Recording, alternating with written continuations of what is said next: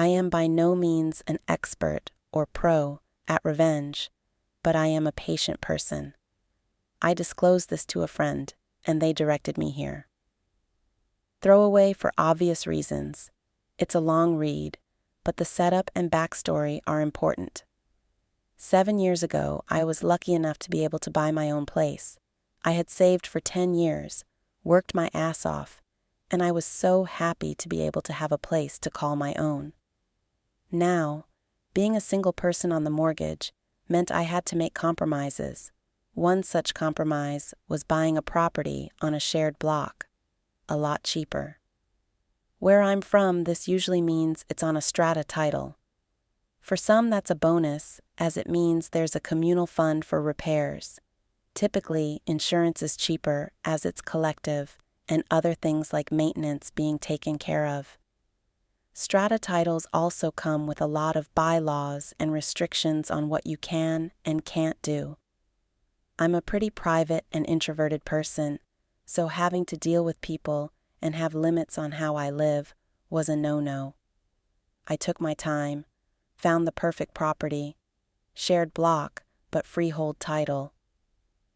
Only thing that was, I needed to pay public liability insurance for the shared walkway on the property, split equally between owners. The real estate agent is local to my area. There's also about 3 degrees of separation between us. He has friends who are friends with my friends type of thing. Didn't know him, but knew of him, so that sort of felt good too. About 5 months after I move in, I get a knock on the door from the owner, landlord, of the property next to me to discuss insurance. Not a problem. I ask for a copy of the policy, so I have a record. It gets sent through in low, and behold, it's for strata insurance. I was incredibly confused, and after much back and forth, the property isn't a freehold title, but a strata title. I called my lawyer who conveyed the title, etc. He was dumbfounded, but over it all did the right thing and made things as right as they could.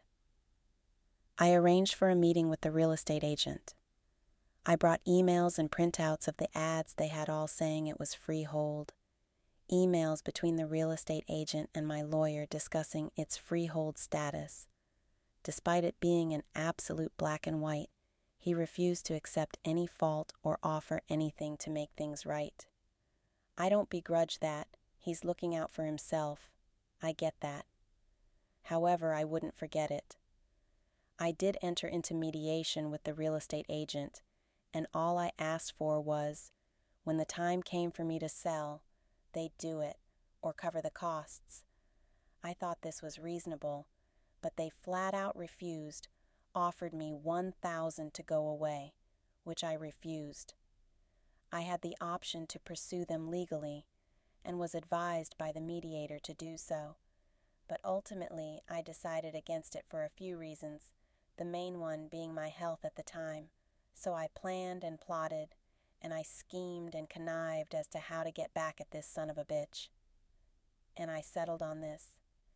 I found his personal Facebook page, which wasn't set to private, saw some photos of a boys on tour trip he went on a few weeks prior, so about 5 to 6 months after I bought the property.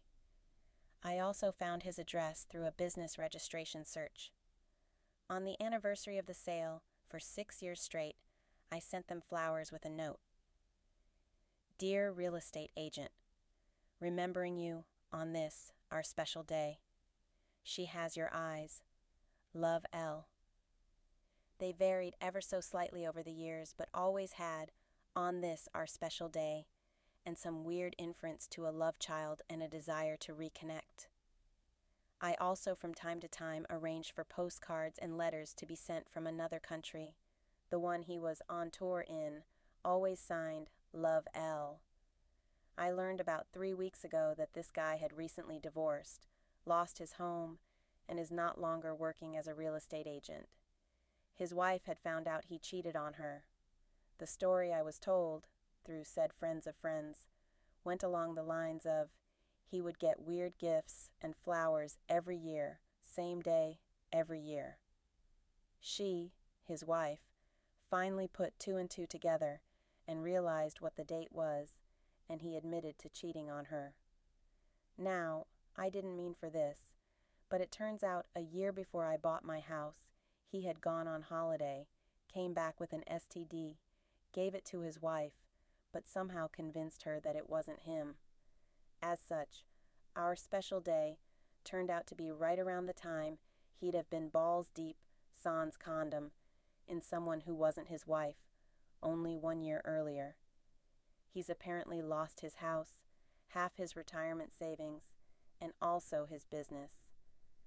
I do feel a little bit guilty about all of it sometimes, but then I'm reminded that he's a scumbag and that karma, like me, is a patient, spiteful, and vengeful bitch.